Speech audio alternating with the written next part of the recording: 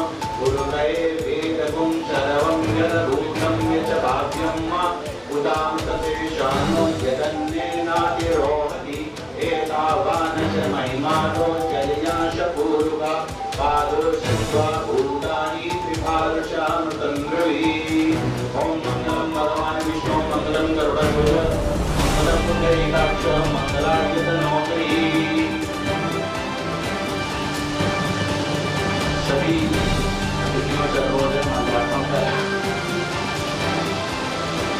लोक नायक जी के चित्र पर माल्यार्पण कर कार्यक्रम का शुभारंभ हो रहा है। इतना सुंदर अवसर है कि हम सभी इस कार्यक्रम के साक्षी हैं। पल पल प्रतिपल अपने जीवन का हर क्षण जिन्होंने समाज सेवा के लिए समर्पित कर दिया, हम सबके आदर्श लोक नायक जयप्रकाश नारायण जी हम सभी को सतत मार्गदर्शन प्रदान करते रहे। उनकी अविरल भक्ति, अविच्छिन्न भक्ति जो हम सभी को निश्चित रूप से एक आदर्श प्रदान करती है कि हम उनके मार्ग पर सतत चलने का प्रयास करें और निश्चित रूप से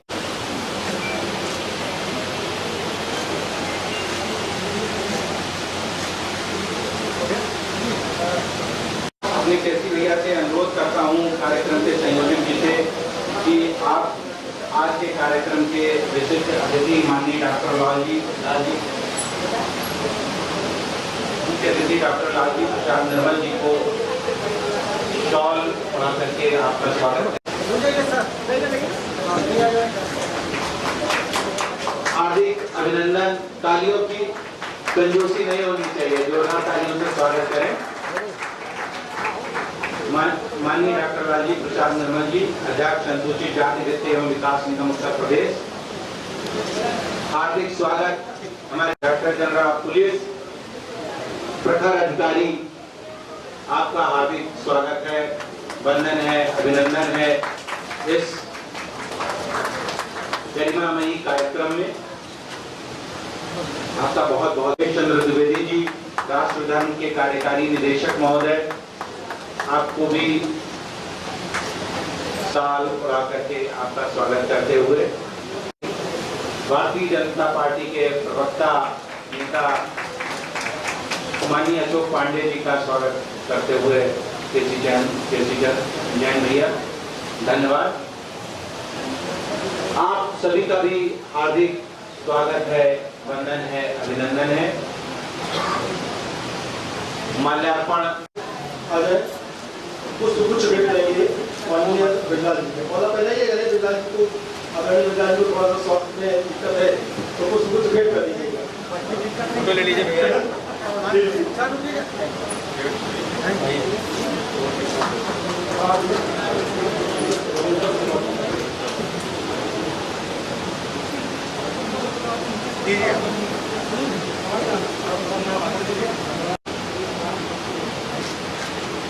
वीरेंद्र जी आरएसएस के कई दिनों के प्रचारक रहे। वीरेंद्र जी आ जाए, माननीय मुख्यमंत्री जी का स्वागत करेंगे।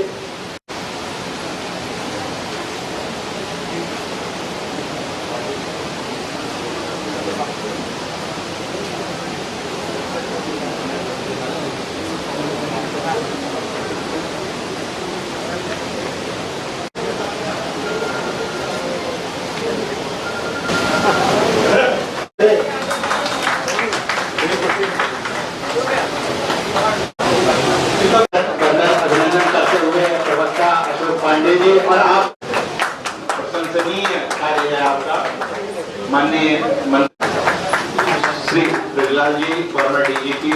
देश, आपका सब बहुत बहुत स्वागत, वंदन, अभिनंदन, अभिनंदन।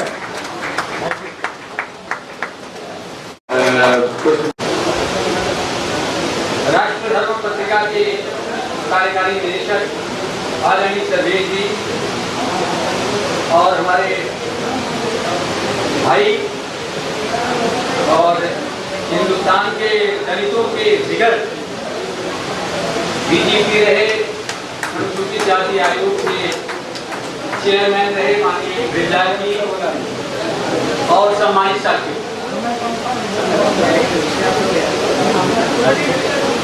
विराट गोरखपुरी का एक शेर है कि आने वाली नस्लें तुम पे फक्र करेंगी ये हम असरों, जब उन्हें मालूम देखा था। ठीक उसी प्रकार से मेरी ये सोच है, दुनिया के लोकतंत्र का जिन्होंने अध्ययन किया है और उसके बारे में विस्तार से वे उसकी व्याख्या कर सकते हैं, तो अगर उन्होंने जयप्रकाश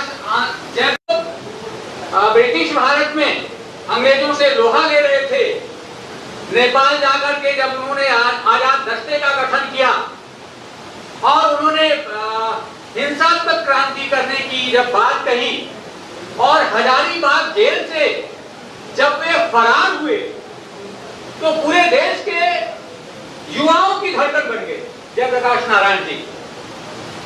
और जयप्रकाश नारायण की जन्म दिवस को जिस तरह से जेपी वाहनी ने आज राजधानी में बड़े धूमधाम से मनाया, वहीं हमारे साथ मुख्य अतिथि हैं निर्मल जी, जिनसे जानते हैं कि आखिर किस तरह की शुभकामनाएं देंगे केसी जैन जी को इस पूरे कार्यक्रम में, जिस तरह से युवाओं ने अपनी प्रतिभा को दिखाया उनके बारे में। सर, किस तरह की शुभकामनाएं और युवाओं की प्रतिभा के बारे में क्या?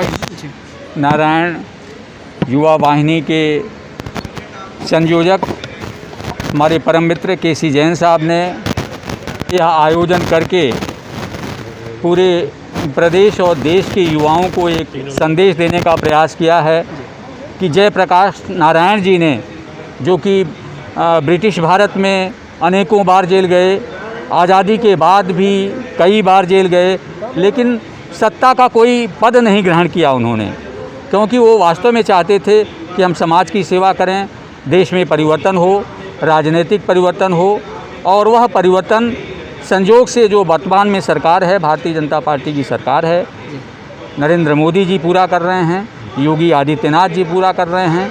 जो उनका जयप्रकाश नारायण जी का सपना था, राजनीतिक भ्रष्टाचार खत्म हो, शिक्षा में आमूल परिवर्तन हो, तो यह कार्यवाही हमारे प्रधानमंत्री नरेंद्र मोदी जी और योगी आदित्यनाथ जी कर रहे हैं। सर, जिस तरह से आज हाथरस मामले में कोर्ट में सुनवाई भी है, क्या लगता है अधिकारियों पर कड़ी कार्रवाई होगी, जैसे डीएम को बर्खास्तगी की बात कही गई थी? देखिए, जहाँ तक मुझे सूचना है, हाई कोर्ट ने अपना डिसीजन रिजर्व कर लिया है और काफ़ी हद तक संतुष्ट है सरकार के जवाब से। ठीक है सर। ओके, ठीक है जैसा आप देखिए। तो ये थे हमारे साथ लाल जी निर्मल, जिन्होंने बताया कि किस तरह से जेपी वाहनी को शुभकामनाएं दी और जयप्रकाश नारायण के सिद्धांतों पर चलने की बात इन्होंने कही। जयप्रकाश नारायण के जन्म दिवस को जहां जेपी वाहनी बड़े धूमधाम से मना रही है, तो वहीं पर यहाँ पर मुख्य अतिथि उत्तर प्रदेश के पूर्व डीजीपी ब्रजलाल भी हैं, जहां पर उनसे जानते हैं कि आखिर किस तरह की शुभकामनाएं देंगे इस पूरे कार्यक्रम को, और बच्चों को जिस तरह से उन्होंने सम्मानित किया, प्रमाण पत्र भी दिया। सर, आखिर किस तरह की शुभकामनाएं देंगे इस पूरे कार्यक्रम को, जयप्रकाश नारायण के बारे में कुछ शब्द? जयप्रकाश नारायण जी ने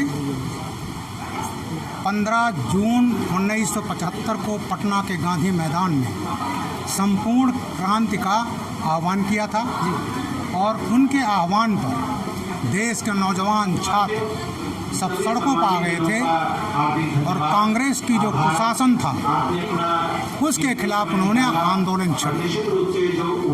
उनकी जो समग्र क्रांति का संदेश था उसमें राजनैतिक, शैक्षिक, बौद्धिक, आर्थिक, ये सब जितनी हैं सात उनकी थी, उसको आह्वान किया उन्होंने और उसकी तपिश देश में ऐसी फैली कि इंदिरा गांधी जी को 26 जून 75 को उनके कार्यक्रम के मात्र 11 दिन बाद देश में इमरजेंसी लगानी पड़ी लेकिन उस इमरजेंसी में सभी लोगों को बंद कर दिया गया, मीसा DIR में बंद किया गया। लेकिन वो आंदोलन ऐसा चला कि वो लोकनायक हो गए। क्रांति का नाम ही जयप्रकाश नारायण हो गया, JP। और उसके बाद जनता पार्टी की सरकार बनी, उन्होंने कोई पद नहीं लिया, उन्होंने एकत्रित किया सब लोगों को।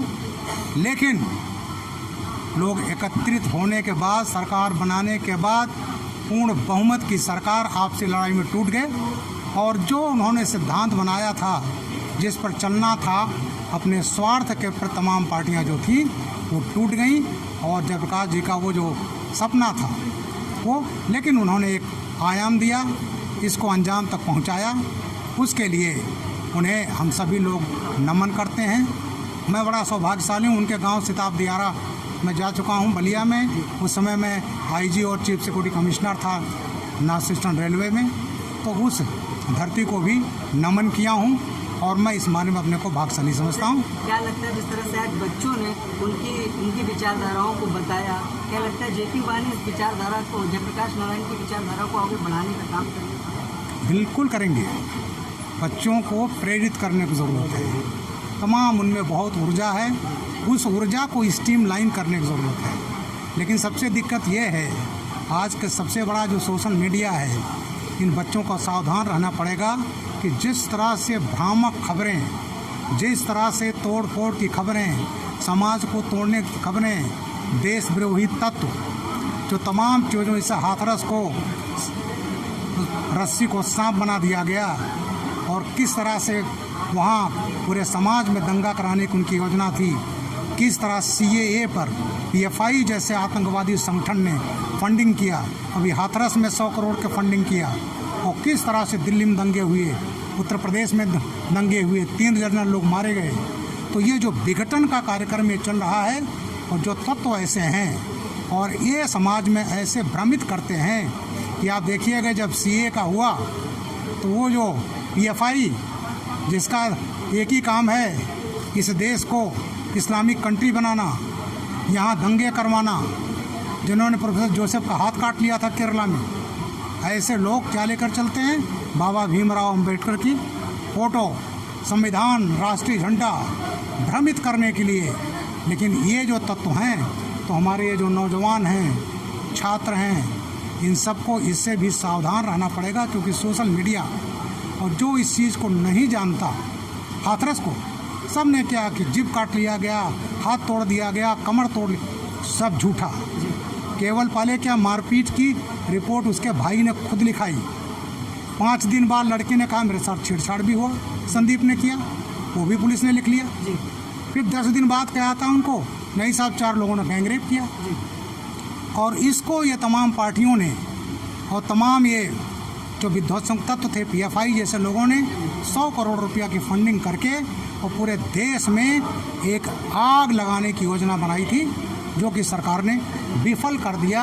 तो हमारे नौजवानों को ये जो तमाम आज के सोशल मीडिया, इसको पहले हम देख लें, तय कर लें।